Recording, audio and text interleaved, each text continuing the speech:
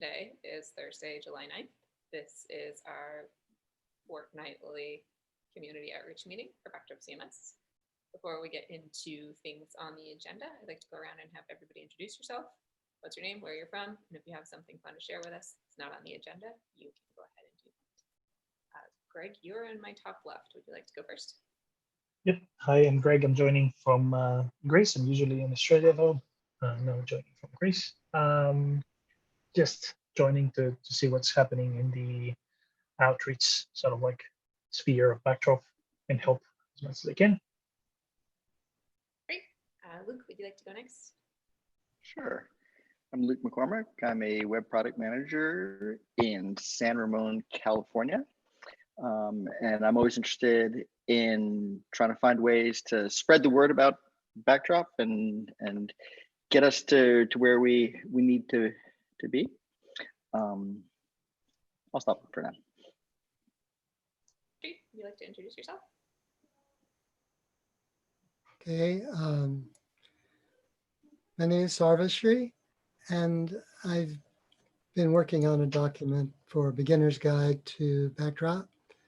And I was going to try to get looking at Mailchimp, the software for emailing, these past 2 weeks, but I never got to it. I'm immersed in a project up to about here, so I didn't get to that, unfortunately. But I don't know if y'all looked at it yet or not. It looks like it's doable, but I don't have a lot of skill in installing web applications on a server. So I get stuck easily. Anyhow. Fine. I also get stuck easily installing web applications on the server, so happens to all of us. You're not very loud, Jen. Oh yeah, and Greg is very loud. I'm not. I am very loud. Yeah, good night. I have a microphone downstairs. I can go and grab it before the next meeting. Might be able I'll try to speak more clearly. Yep. I can hear you fine for okay. One data point there. Sorry. Okay, so from last time, we wanted to post some blog posts, and I know that we got one out this week because Wes wanted to step down from the PNC. So he wrote his own blog post for that, which went up, I think, on Tuesday. Which is good because at least we have something on the blog. But I think, Luke, were you going to work on a blog post on initiatives?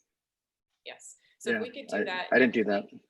That would be fine. I mean, it's not urgent. I also know there's another PMC blog post coming. So even if you don't get that one done next week, we might be able to do the other PMC post and then do yours the week after. But if you want to just even throw like a rough outline or whatever into a node on backdropcms.org and leave it unpublished, that would be fine, just so we know it's coming. And then we can get you on the schedule sometime. And then for social media, I did not schedule any tweets last week, but I did retweet some things this week. And then I also want to schedule some posts about Wes stepping down from the PMC because his blog post went up, which I think we can do. And then the last posts that were scheduled were about new features in the latest version of Backdrop. And I have a pipe dream to do those again, but either with videos instead of screenshots or different screenshots or something, just to kind of like highlight the new features that went in, which would be nice. Of course, videos are always fun to do, and I never actually do them, so we'll see if that happens. If anyone else wants to do them, I know Tim used to do a really great job of doing little videos for each feature with each release, and he hasn't been super active since the last release, so I kind of wanted to step in and do the cool Tim stuff, but we'll see if I can get that done or not. Facebook, we talked a little bit about before the meeting. They changed their interface again, and I can't figure out where the setting is to share admin control of pages. So if anyone's done that since they've changed their interface and knows where the button is, feel free to let me know. Ping me in Zulip or something. I can't find it. I'll look again after the meeting, but I couldn't find it in 10 minutes when I tried before the meeting. Newsletter stuff. Oh, so one thing about Facebook that I thought would be, let me just mention this, that I thought would be good is that when I used Facebook, I used to schedule the Twitter tweets and the Facebook tweets at the same time. So that I would use the same like screenshot and text and stuff in both places. And now that I don't use Facebook anymore, I haven't been doing that. But I feel like Facebook is a fantastic audience for us because we know exactly who's interested in Drupal, who's interested in content management systems, who's interested in web development. Like we have this great way to target people. But because I have like moral qualms about using it, like not on it anymore, I haven't been using it. I feel like we should be using it. It's like this thing where like, I'm very conflicted. I believe we should be using it. I have issues using it myself. So if anyone who's using it already wants to do this, I think that pulling content from the Twitter feed is going to be good. So you don't necessarily need to think about what content to post, as long as there's content in the Twitter feed. However, if you see anything relevant, and this particularly goes for you, Luke, if you see anyone talking about Backdrop that you want to like comment on as the page or whatever you can, there's often people asking questions. Like if you post a post, sometimes there's people in Facebook who will ask a question about it. It used to notify me when that happened when I was on Facebook, but it doesn't anymore. So I'm not sure if that's a configuration option or not, but I found it enjoyable to notice new people curious about Backdrop and answer their questions. But it would be nice if we had someone doing that. I'm not sure people are still asking questions. Anyway, world of Facebook, up for discussion. Once you get in there, you can see how it's going and we can talk about it more. Sure. Okay, back to newsletter. Savashri, you mentioned that you were going to look at Mautic last time. I was also going to look at Mautic last time and didn't. I, in fact, opened my Backdrop Chrome window and have all of the tabs from the past week of stuff I want to work on, including a Mautic tab still open. And I was like, I didn't review it. But I did especially want to look at the latest release.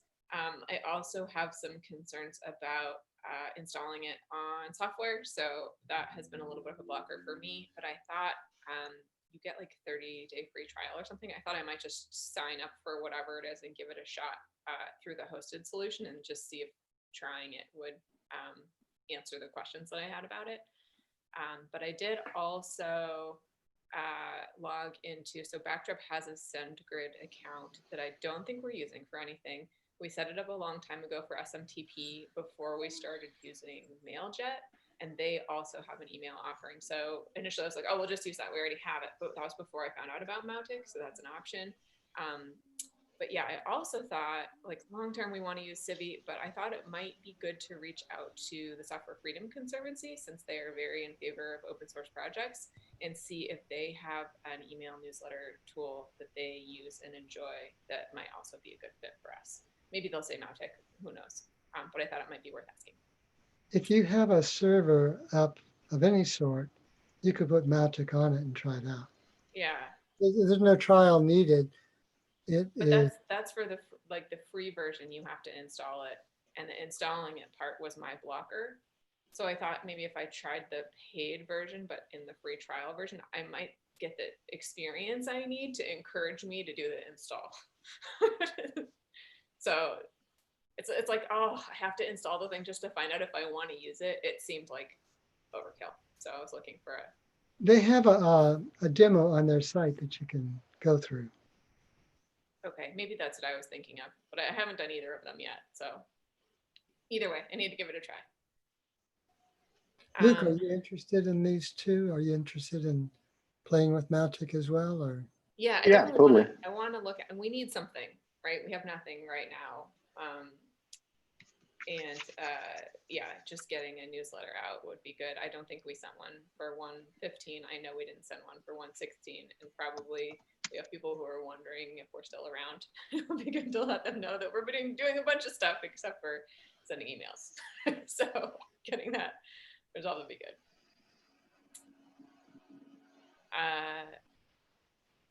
Okay, events. last time we had a community outreach meeting, we discussed setting up a backdrop online conference. We chose the dates September 18th and 19th, but we haven't actually started doing any planning for that. I would like to be involved in that planning, but I would not like to lead that planning based on all of the other stuff I'm trying to manage. So I don't know if anyone else wanted to kind of take that on and figure out what that event might look like in terms of content, in terms of registration, just what we need to do in order to make that happen. I don't know if we need to do any like special promotion for it, if we need to figure out what software we're going to use in order to have it. Just like some kind of mental brainstorming about what this thing is going to look like. If somebody does want to take that on, I would encourage doing like a separate follow-up meeting. We can just do a brainstorming session, and I'm happy to participate in that too. We're just going to write down, you know, whatever it is we think is going to work, and then we don't have to be committed to that right now. This event isn't until September, but just to start seeing what it would look like to put that on, I think would be good. Get a little movement. Well, I'm planning to do DrupalCon next week. I don't know who else is doing that, but I will. Yeah. Well, also because I'm working with Badcamp, so you know that'll be a huge laboratory to see how an online thing like that actually functions. And it's running under Hopin, which is what Badcamp is. Or DrupalCon or both. Both. Okay, interesting. I think DrupalCon's using Hopin, but Badcamp definitely is committed to that. Yeah. So. And Hopin's open source too, isn't it? Yep. Yeah. Okay, I think I had a tab open for this also. Is it open source? I mean, it's got a pretty heavy commercial element to it. So it's certainly the hosted portion. I don't know if it's open source or not, but it's open source friendly at some level or another. Yeah. Did you say DrupalCon? Look. Yeah. Yeah. How much was the registration for the whole event? I haven't done it yet. I think it's $250.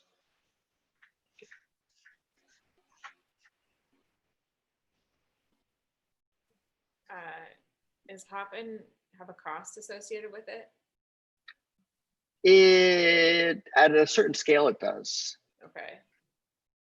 So probably yes. I think at any yes. I think I'm not aware of anybody using it for free, but I might not have seen things that are in this. I think it's like Slack, where there might be like a free version, but it's of such limited utility that it pushes.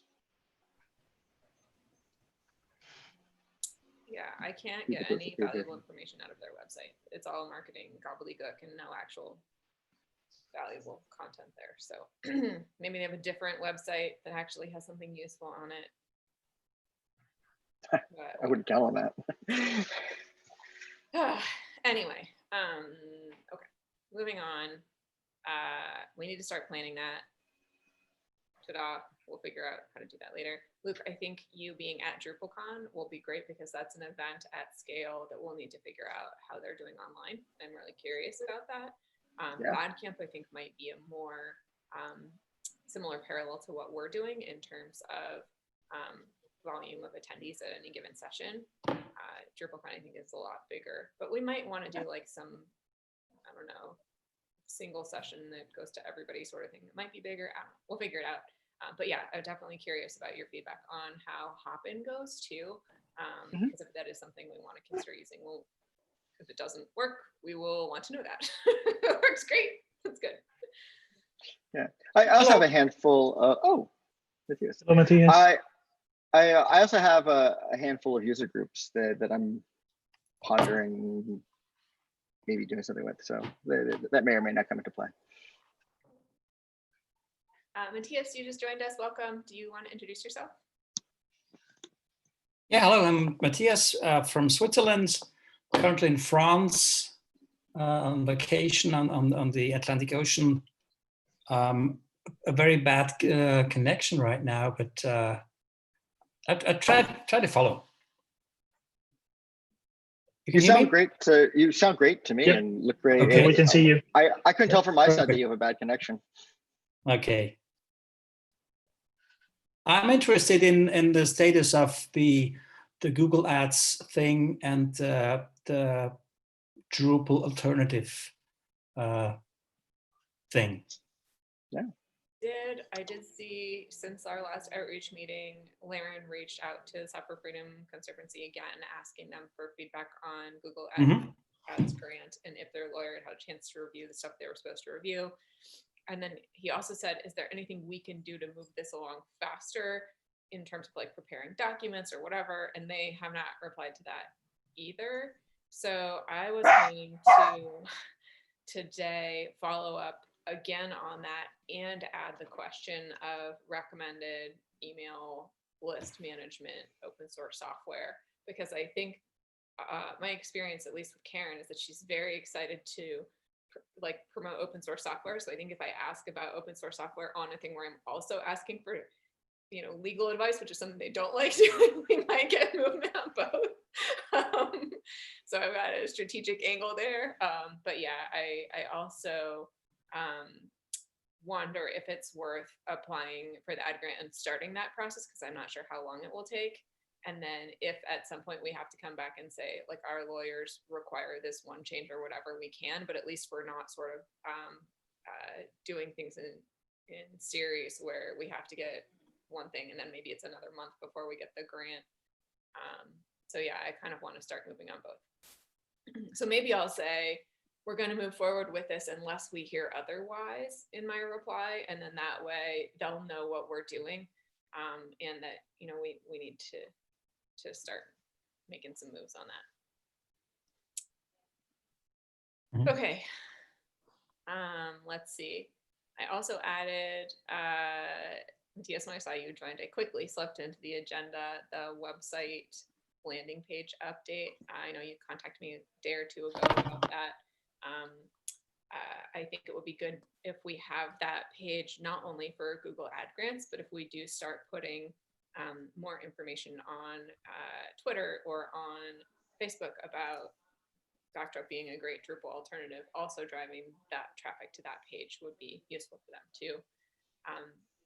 The issue I remembered that I couldn't find in the queue was one where we wanted to create a landing page for each target audience for Backdrop. So we would have one for like higher education, one for nonprofits, one for small businesses.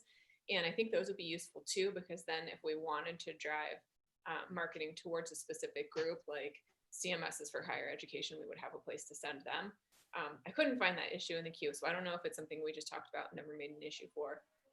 But if you have any ideas about those, that would also be good. I do think that getting the just plain Drupal alternative one up is the priority though. I don't know if you have any. That's issue 484 in the Backdrop CMS.org. Gregory to the rescue. Yeah, of course. I looked at it for like half an hour. I'm like, I'm sure we had this, but I couldn't find it. Of course. Yeah, so I remembered that. I remember that we used the word pillars for it, so that helped. And having created it as well, that was back in November 2018. But yeah, so it's 484. Let's see if I have access to that. Backdropcms.org issues 484. Okay, I'm going to put a link to this into the agenda. Okay.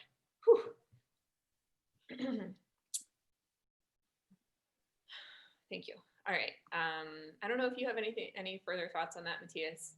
I think, like, I don't know what the architecture needs on our website in order to support that. If you want to do a layout, like a special layout for that page, I'm all in favor of that. If you want to just do like a basic page with a couple paragraphs, we could do that too. If you need design help, I don't know. Okay. I usually start with the content, with the text, and then the layout follows. I will work on that tomorrow. I have a long travel tomorrow. I will try to create a draft version of that, and then the layout will follow. Okay, that's great. If you need technical support on the website in terms of getting a code base or admin access or whatever, just ping myself or Gregory or Tim or anyone. Tim just joined as well. Hey, Tim. Sure, good. Oh, hi, Tim. Great. Thank you, Matthias, for volunteering to work on that. I think that's going to be great improvement. Maybe Tim wants to go ahead and introduce himself as well. Yep. Sure. Hey, sorry I'm late. I'm Tim, coming to you from Deerwood, Minnesota today. Again, I've been pretty busy lately, so I haven't done much, but trying to ease back in, so I'm just catching up. That's it. That's great. We just mentioned all the things that we're working on. One thing I mentioned you in is that when Backtrap 115 came out, you did all these fantastic videos on new features. And I have in the back of my mind that I would like to do the same thing for 116. So that's on my agenda for today. But Thursdays, my agenda gets full of all of the things I want to do in Backtrap, and I don't often get to it. So my goal is to be like Tim this week. I wanted to bring up an issue, not an issue, a matter for discussion. So I see that in backdropcms.org, we have, besides the regular anonymous and authenticated roles, an editor and a developer. And we often create articles on, like we said, at the draft, and then we post links in Zulip, but people don't have access to view them. And maybe the editor role is not what we want to give them. Should we create another role for people in the community that should be able to view unpublished nodes just for reviewing? Sure. Up to you, though, if you think Yeah. it's So I like the idea of having a nice, safe, like review only role. Only reason I'm showing any concern is because the number of roles ends up a kind of a slippery slope where we're like, oh, well, we could just add another one, and then we end up with a bunch. And I know that right now we don't have that many, but that's where my hesitation's coming from. I almost feel like, I don't know who's doing the reviewing, but maybe they should be editors. Like maybe we should give them the authority to do that. Like if we trust you to edit and make suggestions on a blog post that's not yet published, maybe we should also give you the authority to like remove spam from the site or schedule this post for publishing. I don't know. Yep. Food for thought. I don't know who's doing the reviewing, so maybe I'll leave that to you. So I often create articles in draft, and then I post the link in Zulip, and then I assume that certain people will have access to view them, but they don't. I think a person that often likes to see that and complains about it is Olaf. I'm not sure, but maybe he's been added to the role. Like, I think Olaf we can just definitely trust to be an editor. Yeah, because he's been added to the PMC, maybe he got elevated. But I'm talking about other members as well, which we don't necessarily need to allow, because editors are allowed to unpublish, delete content as well. So maybe restrict that access until we really trust people in the community that have been long enough in the community. But a lighter role that just the only permission that comes to mind is just view unpublished content. That's it. Yeah. Or maybe we should allow what about people that all authenticated users? Yeah, it's a bit, because if you're logged into the site, you already have a sort of a vested interest in Backdrop. You have an account there, and what harm is it? I mean, we don't have like unpublished content that's dangerous in any way. Yeah. I think that might Now be a preference. Yeah, now that the community is like 3,000 some registered users, it maybe doesn't matter. If we go larger than that, maybe it becomes an issue. But When maybe. we become 300,000, we've got to worry about it. Yes. Yeah. Fair enough. I also think like, most of this stuff is like something we're about to publish anyway. It's not something that was like problematic that we don't want people seeing. So that we should maybe evaluate with our process too, or like if we do start being like, oh, this is dangerous, we should take it down and unpublish something, then we can be like, hold on, who can see unpublished content?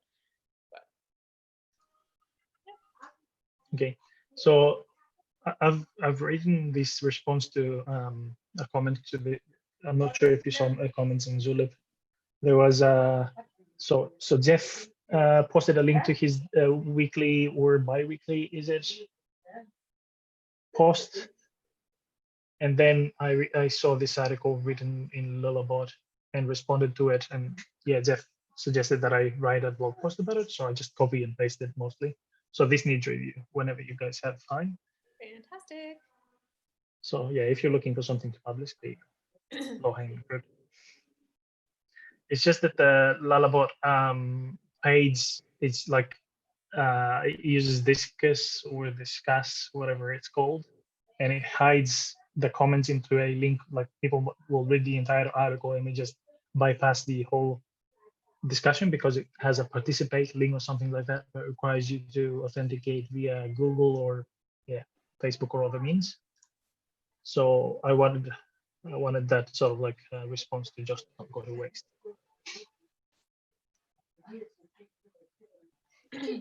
Okay, that's great. This looks fantastic. Sorry, I got distracted reading it. Thank you for writing that. Yeah. All right. No worries. Let's see. So I'm going to add that to the new what's relevant right now.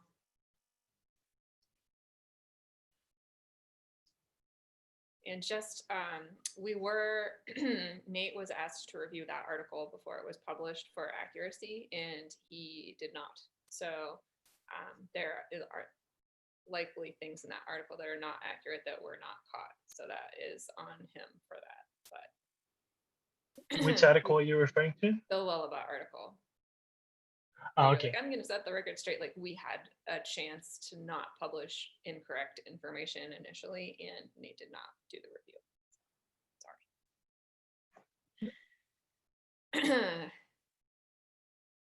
All right. So, what else? What is this? relevant What right is this Lullaby article about? now? What was that? What is this Lullaby article about? It's So- basically. Well, Gregory, Yeah. do you want to answer it? You wrote the book. Yeah, so it says the title is Alternatives to Upgrading from Drupal 7 to Drupal 9. So it explores various options that people have. They can stay in Drupal 7 and be unsupported. They can go with a extended support partner. They can go to a different CMS, be it a custom one or whatever they feel fits their need. They could convert the site into a static site if it doesn't get updated very often, or if they have the budget, they move to Drupal 8 and Drupal 9. And Backdrop was also mentioned as an option. There was a paragraph there that sort of like triggered me, as I say, because it was saying that although it's true that we are a much smaller community, it was saying certain things like we're slow to, Yeah. So yeah. Okay, I read that. Yeah.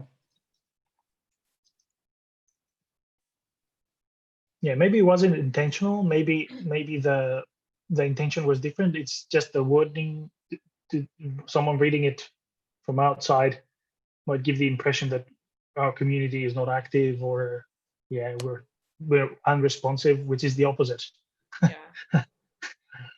Yeah. But from what I understood, it was the experience they have with Backdrop is far away in the past, not an actual experience of the past through a few weeks, but a long time ago.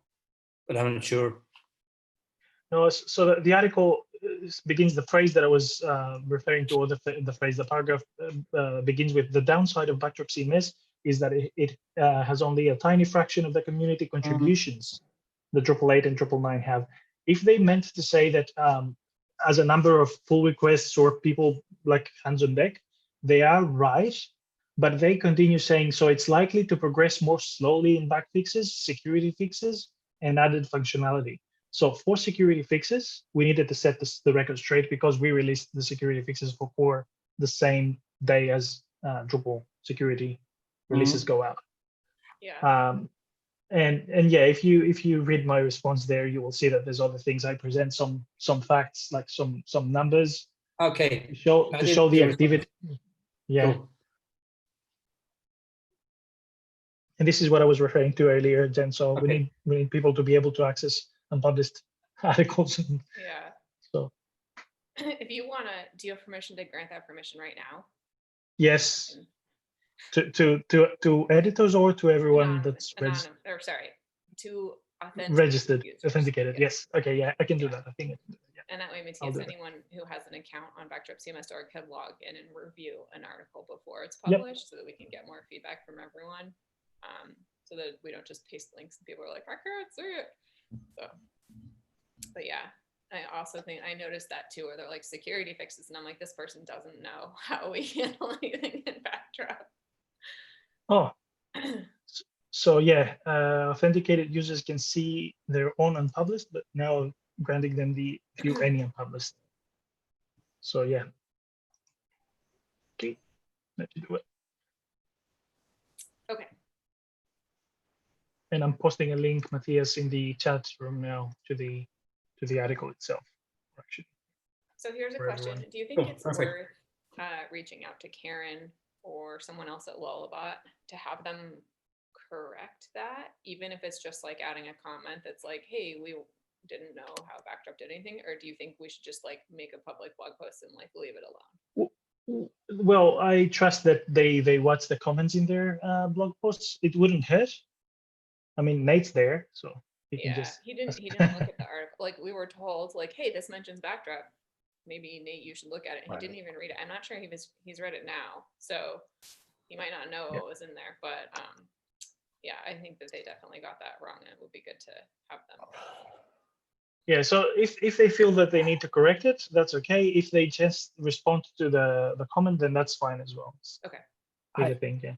Personally, I wouldn't worry about it too much. I mean, it's like you say, I think I would have written it differently, but I don't think it's awful. I mean, there's nothing malicious or salacious there. It's just the tone. Oh, it's a combination. It's a combination of words because it says only time will tell if the Backdrop community remains committed to the project, which implies that we're sort of like, I don't know. So I didn't like that whole paragraph. Was Yeah, the part that upset me wasn't that part. It was the like security releases are slow. Because I'm like, Okay. they're not like deliberately. Like we're on the Drupal security team. We're coordinating with Right. Drupal. And that also is a bigger risk too, where it's like if there's a known security vulnerability for Drupal and Backdrop isn't updated, like everyone in our community is at risk, and so Right. we're deliberately not doing that. Like I don't know. But, So putting on my marketer's hat, my perspective is this is a great thing. Like the thing we struggle with is just getting noticed, right? So like anybody bringing this up gives us a platform, an opportunity to discuss it, and in this case, in fact, to completely brag about our security thing. Like we normally couldn't walk in and be like, oh my God, we've got this great security, but we'd be like, well, since you brought it up, guess what? Yeah. And I think it's just all good, and they're friendly. Yeah. We're on the inside, so sure. All right. But let's maximize it. Okay. Great outreach opportunity. which is a great coincidence with today's meeting because it happened today. Yeah. Is there anything else that's super relevant that we need to talk about that's going on in the world right now that we should be sharing with people or otherwise? One thing that I wanted to bring up. I mean, sorry. I mean, DrupalCon is next week. Yeah. Should we do something related to that? Yeah, I was about to mention I'm starting a 3-week leave starting this Monday. So, and I think a couple of months ago, I mentioned to our company if they were willing to sponsor people attending that event. But now thinking that maybe I'll just do that since Luke is doing it as well. It's not that big an amount, but if I do that, then I would like us to sort of like coordinate, like how could we take advantage in a nice sense of that? Like what are the opportunities there for us to do what? Right. Jen, Drupal, the DA generally doesn't like us to do anything named in their space, right? Like setting up a BOF would not be cool. They have mixed feelings on that. So we did one BOF at a DrupalCon in Vienna, which was fine. Vienna, I think so. And then we tried to do another one and they were like, no more. So it was sort of like in limited quantities, it's okay. What they don't want is us to like have a booth or like actively advertise to the community. But if it's like a conversation, I think it's different. I think also it would be very different if it came from you or Gregory than if it came from Nate or myself, because then it does seem more like a conversation and less like advertising. So I think they're okay with it as long as it's done carefully. If you go there and you're like, Drupal 8 is terrible, come to Backdrop instead, they're of course going to be like, no, that's not, this conference is to promote Drupal, it's not to like bash Drupal.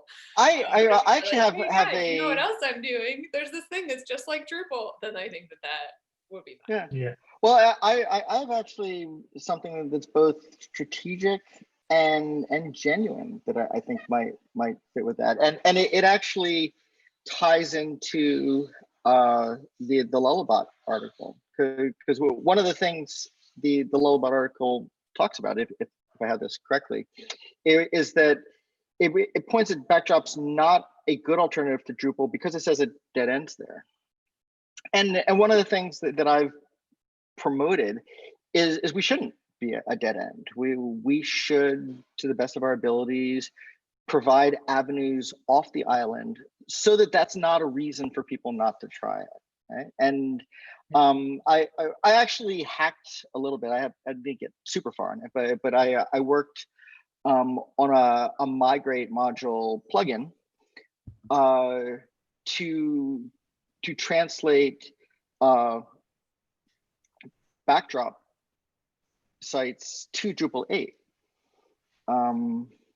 Because Backdrop's not that far from Drupal 7, so I just hacked the Drupal 7 module that did that to make it a Backdrop. But it seems like both a relevant and actual thing. I mean, I would like to have like an installed easy part that can take your Backdrop site and spit it out as a Drupal 9 site, so that's not a barrier. Yeah. So I it's something that people don't worry about. That could be a good on-ramp for people that then turns into not an off-ramp, where we're like, hey, it's fine, just try it for a while, and then they come and they're like, oh, I really like it, and then they stay. Where yeah. I think like there's a little like, oh, what if I can't ever get off the island fear initially? And if they do try it and they don't like it, then maybe it's not for them anyway, and having an off-ramp would be good. I love that you started with the Drupal 7 migrate path, because I think that is the right trick. Like, people don't know how similar Backdrop and Drupal are, and you're like, well, we have a path from 7, so we have a path from Backdrop, we just need to like swoosh it a little bit. So yeah, great work. I mean, in like 2 hours of hacking, I was able to get it running. Like, it was able to see the content in the Backdrop site and run, and like, thermometer went across. It didn't work, but like it didn't completely like not start either. It had a bug, and I lost interest before I debugged it, which is why I'm not a programmer. This has always been at the back of my head, actually. So the company that I work for are doing heaps of migrations, and they open source a tool called Merlin, which is a CMS agnostic migration tool to Drupal. So they've done Sitecore migrations, like heaps of different things. So it's basically a site parser that translates HTML tag elements and maps them to fields and then imports things. But I have so the senior engineers and the tech leads are involved in this process. So I don't know what that involves and how it sort of like ties together with the migration modules that are available for Drupal. But I would also like us to be if not be an intermediate, possible intermediate stage between Drupal 7 and Drupal 8, at least, as you said, not to be a dead end, so that people like each time that this thing comes up that if you go to Backdrop, you'll never be able to go back to Drupal if you decide to. I would like that to not be an argument, so that we can say, hey, actually, you're wrong. At the back of my head, what I always remember is that the guys that are working on these migrations in the company that I work for, the agency, they mentioned that, as I said, it's CMS agnostic. There's no direct path, automated path as it is from Drupal 7 to Drupal 8, as far as I know. Oh God, no. So So I don't know how much more work there would be, but it still feels to me like it's a big tag of effort anyway. Moving anything prior, if we consider Backdrop being a prior version of Drupal, anything prior to the 8 is a pain to migrate it anyways. Yeah. So Well, yeah, I think the question that was raised was how to integrate with DrupalCon. And I think what Luke was leaning towards was possibly a BOF on upgrading from Backdrop to Drupal 9 or something. And I would Exactly. just say, right, I don't know that that's a bad thing to do. I'm not sure that it's the best thing to do, like the best opportunity. I would steer away from like how we're competing with Backdrop or Drupal and just focus on Backdrop or something. Or, you know, we could also take like the title of the Lullabot article, which is alternatives to upgrading to Drupal 9, right? And then not limited to Backdrop, but be there to talk about Backdrop. That would also be kind of a safe approach. But to me, it might be slightly too aggressive to go in and say Backdrop as an alternative to upgrading to Drupal 9 or something. I don't know. Maybe no, not. mine was the opposite. I know. Well, even the opposite, like going through Backdrop to Drupal 9. I don't know. I just don't feel like that's the best way to go. But if that's what, you know, gets you excited and you want to do it, I wouldn't stand in the way.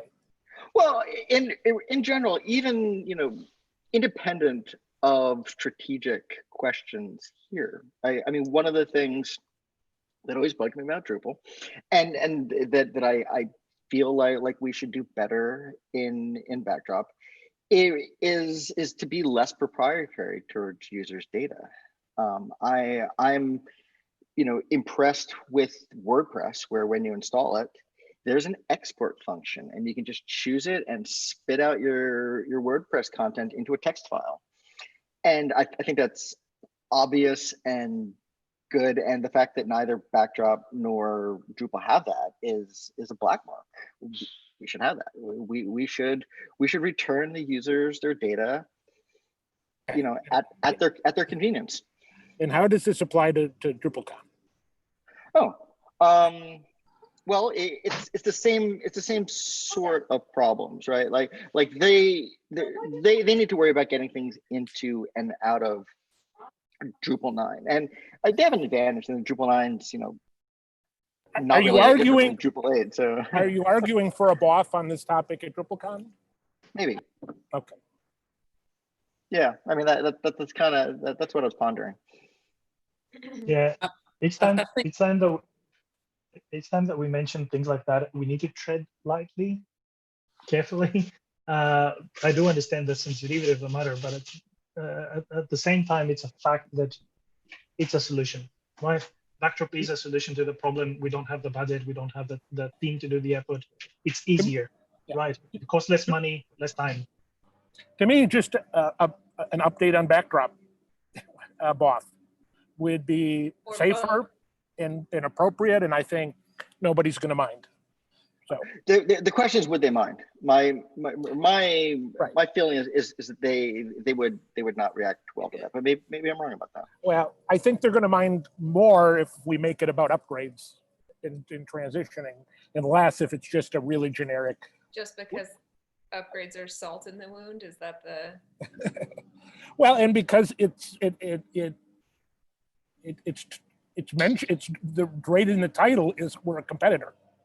When you talk about migration or upgrading, you're saying, hey, we're an alternative. If you just say, hey, we're talking about Backdrop, well, yeah, that's in the background, but we're not rubbing it in their face. We're just saying. No, Tim, I'm talking about, and I don't like the word up, but like, I'm talking about moving I to understand. Drupal 9. Like Drupal 9 is the target of this, and that's something. And I'm not saying you shouldn't do it. I'm just saying that I think if you're already worried about, you know, getting people upset, then anything with upgrade is going to maybe slightly increase that, right? Yeah, It's well, like, if you're maybe not worried about that, then fine, go for it. But Maybe we should ask someone. sure.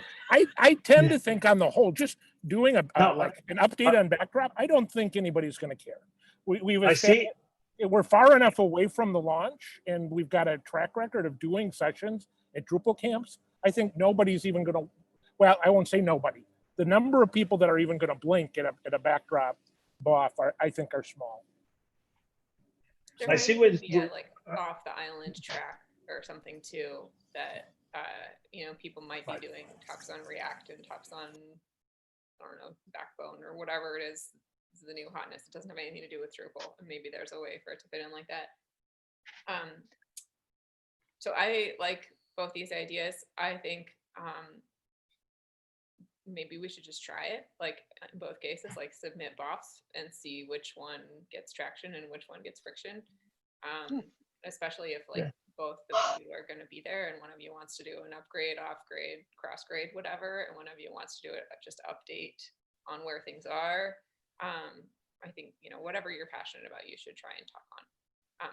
Yeah, but So having said that, I see where Tim is coming from, because when I say we need to be careful, so from our perspective, each time that we have this discussion, is that we seem to care a lot about the community shrinking, or at least judging by the amount of sites slightly decreasing over the past 5 years or so. It seems like that's the case. So we are saying it's a pity, we should preserve the community. So why not? Why let them flee to WordPress or whatever and not keep them in the community? So this is sort of something that we can inject, like, instead of having them go to WordPress or other solutions, why don't you sort of like allow or endorse staying within a similar product, which will also have some similar way to go to Drupal 8, 9, or 10 when they're ready, when they're the site owners have the budget, or their team is prepared to make the effort. So I see that the only thing is that this mentality that we have prevents us to see it their way, because they might be seeing it as we would like to put pressure on site owners, and it's either they come on board to the 8 and 9, or they're happy to go away. Just we don't want them in the community. Because maybe what I'm saying now is a bit harsh and it's being recorded. I understand that, but maybe that's the reality of it. Right. Drupal community doesn't care about the decreasing size, and then they care about the decreasing size, but they see it as a collateral damage for the greater good, which is better coding the product, right? So they have decided, they know that this is an issue, they see it.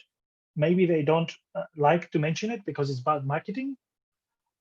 Maybe they refuse to see that as a reality. But the point is that, as Tim was saying, or whoever mentioned, as a salt in the wound. It's like they know about it, but they have actively decided that Drupal 8 Symfony is the way to go, and they don't want to discuss any other alternative. So that's for the what record, I think to do a BOF, you have to be registered for the con, I assume. And I don't plan to be there or to register. So whatever, I support whatever anybody wants to do, especially if you paid and are there, please do what you can. I think it's not a bad idea to do a BOF though. And I wouldn't avoid it altogether. I would just be a little careful, and that's up to each one of us can decide how far we want to push it. And I'm a bit hot-headed. If I start talking, I like to be truthful. Like, I don't have a filter, so I just bluntly say the truth, and I'm like, sorry. If this had been had been a live DrupalCon, Jen and I had talked about doing a happy hour or something like that there, right? And so briefly, I think is there something like that we could do, but to be honest, I don't see anything like that. It's hard. Yeah, in a virtual event. So context. the only thing I can think of is a BOF, and I don't even know like if the BOFs are going to get any traction in a virtual DrupalCon. So, but it's I don't think it's worth trying if somebody wants to. I think that another thing that I think it was you, Tim, that mentioned it in the past, is that for some time now, Drupal, you rarely see Drupal 7 related sessions in DrupalCons anymore, in Drupal events in general. So the people that have registered and are attending are already sold to the idea of the 8 and 9. Maybe that's why there's less attendance. Yeah, and it's expected. One thing I'd like to add too, this is sort of related to the Lullaby article and sort of related to Luke's upgrade, cross-grade idea, is that the Lullaby article mentioned Backdrop being like a dead end, right? But that sort of assumes that like the Backdrop trail ends, like it stops, whereas like the Drupal trail is going to keep going. But I think it would be good if we like mentioned that like both are going to keep going. It's just like a different direction, and the opportunity to move goes both ways. Like Luke's talking about getting from I don't know which one, Backdrop to Drupal 9, right? But we could also build something that if you try Drupal 9, you don't like it, you go back to Backdrop, and then you try that for a while and you don't like it, you go back. Like there's always going to be an opportunity to go back and forth. As long as there's an opportunity to go from Drupal 7 to Drupal 8, there's going to be an opportunity to go from Backdrop to Drupal 8 because it's almost the same, or 9 or 10 Right. or whatever that is. What we don't have is the ability to go from Drupal 9 or 10 back to Backdrop right now. I don't know if that's going to be a super priority for us because people have already been there. Maybe they like it enough they'll stay. But what I've seen is that, like, some people go from Drupal 7 to Drupal 8 and then they leave because they're like, oh no, that's not what I want. And then they're like long gone. They're like, oh no, we're going to rebuild something custom in like Node.js or whatever. And it could be that that's such a bad experience for them they'd never consider going back this way either. But the fact is that like both of these projects are going to continue to exist and grow in different directions going on. And it would be good to kind of not think of the Backdrop branch as like a dead end that's not going anywhere. Absolutely.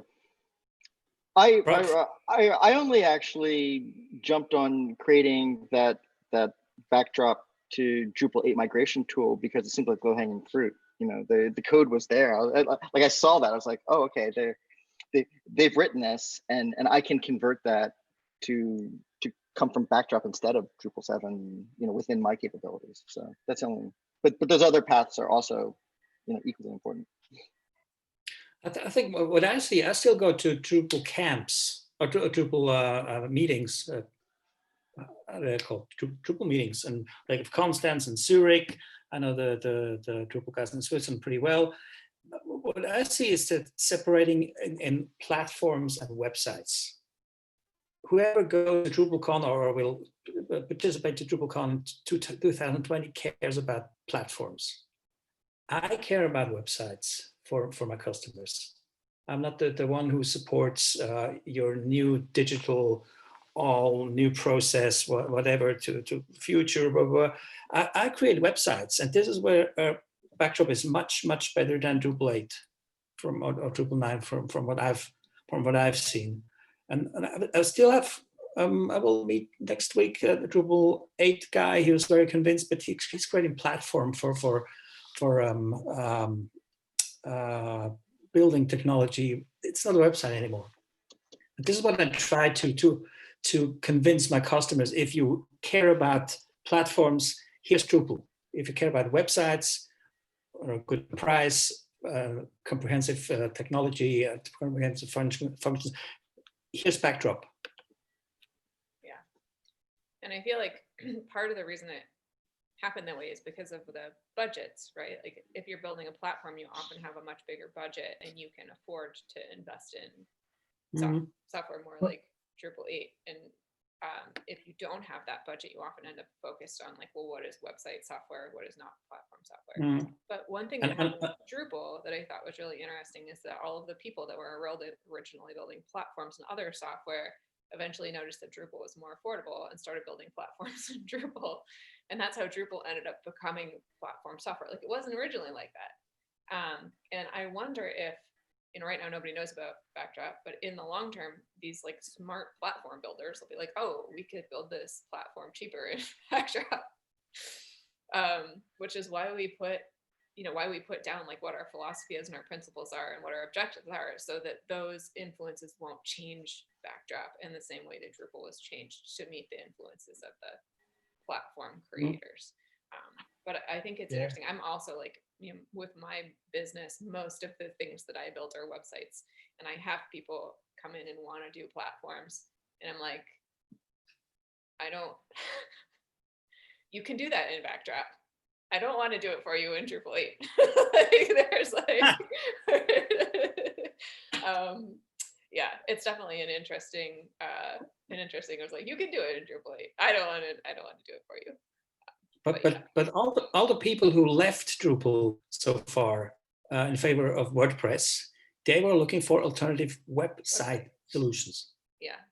In my experience. Or there are a couple of people who wanted platforms and just got so frustrated with the Drupal experience that they couldn't they couldn't keep doing it. So like it just got too complicated in terms of like editorial experience or in terms of internal management of the platform after they got it from the vendor, like trying to like staff people who could maintain decoupled whatever just became unmanageable for them. And so they moved to a simpler platform because it forced them to do things in a simpler way. So sometimes having all of the flexibility that Drupal gives you allows people to make mistakes that make it really hard to maintain long term.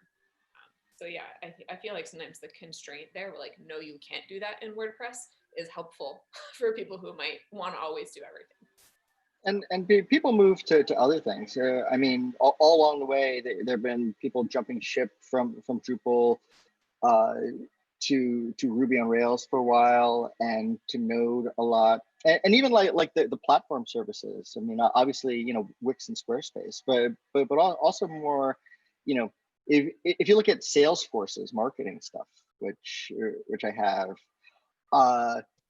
they make the case against maintaining your own environment and using theirs. I mean, they don't mention, you know, even Drupal or WordPress, but they kind of say like don't build your own website, just, you know, trust us to take care of all that stuff for you.